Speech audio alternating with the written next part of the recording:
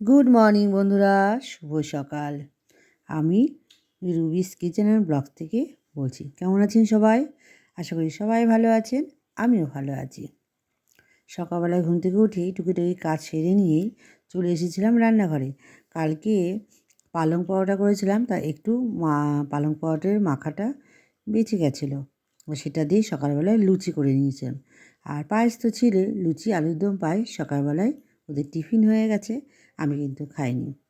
তা সকালে টিফিনটা করে নিয়েই টুকিটাকি কাজ সেরে নিয়েই আবার রান্না করতে চলে এসেছি।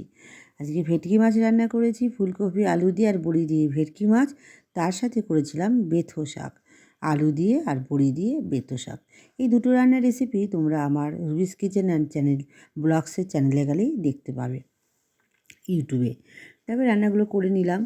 আর এই ভেটকি মাছের রান্নাটা ফুলকপি আলু দিয়ে আমি এই প্রথম রান্না করছি, আর বন্ধুরা বিশ্বাস করবে না, খেতে সত্যি অসাধারণ হয়েছিল। শীতকালে সবজি দিয়ে মাছ খেতে ভালোই লাগে, অন্য সময় অতটা ভালো লাগে না। ভেটকি মাছের পাতুরি, ভেটকি মাছের মাখা মাখা তরকারি, কষা ঝাল যাই বলো না কেন, শীতকালে ফুলকপি আলু দিয়ে ভেটকি মাছের তরকারি অসাধারণ হয়েছিল, খেতেও দারুণ হয়েছিল। তো যাই হোক, তো রান্নাবান্না হয়ে যাওয়ার পর স্নান করে পুজো দিয়ে নিয়ে দুপুরের যে খাবারটা রেডি করছিলাম সেই মধ্যে মেয়ে দেখো, ছেলে একটু বিরিয়ানি নিয়ে এসেছে, সে আবার অল্প একটু বিরিয়ানি খেয়ে নিল। তারপরে আমরা দুজনে মিলে খাবারটা তড়িঘড়ি করে খেয়ে নিলাম, কারণ আজকে সাজুগুজু করতে আসবে আমারই এক খুব পরিচিত একজন আমার কাছে। আমি কিন্তু খুব একটা ভালো সাজাতে পারি না, কিন্তু আমার সাজ দেখে ওর পছন্দ হয়েছে, তাই বললো তোমার কাছে সাজবো। তা ওর নাম হচ্ছে বিভাষা, ও টিচার, স্কুল টিচার। তো চলে এসেছে, দেখো ওকে সাজিয়ে দিলাম, ওর খুব পছন্দ হয়েছে। এর আগের দিন ওকে সাজিয়ে দিয়েছিলাম, তখন ভিডিওটা করিনি, তো আজকে সাজিয়ে দিয়েছিলাম বলে মেয়ে একটু ভিডিওটা করলো, তাই তোমাদের সাথে শেয়ার করলাম। তো পাপিয়া দেখো, সব কাজ খাওয়া দাওয়া হয়ে যাওয়ার পর পাপিয়া এসেছে দুপুর 2টোর পরে। তো এসে নিয়ে তোর বকবক শুরু। তো যাই হোক, ও এখন একটু ভালো আছে, এটা বকবক করছিলাম। আর ঘর দর মুছে কাজকর্ম সেরে ওকে একটু খেতে দিয়েও চলে গেছে। এখন বাজে প্রায় সন্ধে 5টা, 5:30 নাগাদ এরকম বাজে। সন্ধে নিয়েই আমরা সবাই মিলে একটু চা খেয়ে নিলাম, তাও আবার দুধ চা।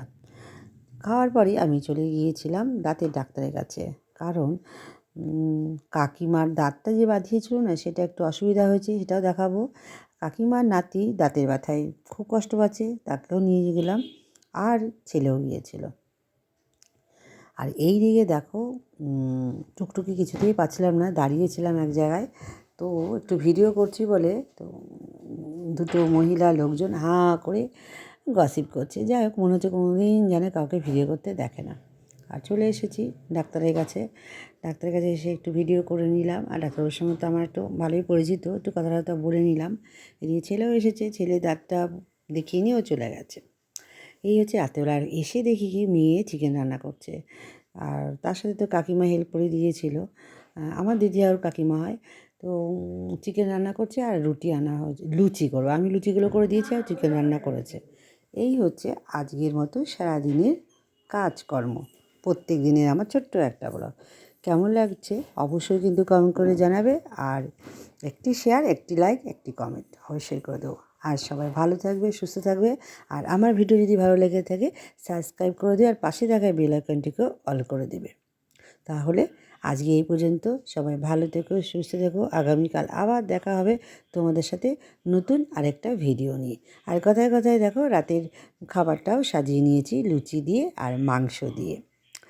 তো চলো, টাটা, গুড নাইট।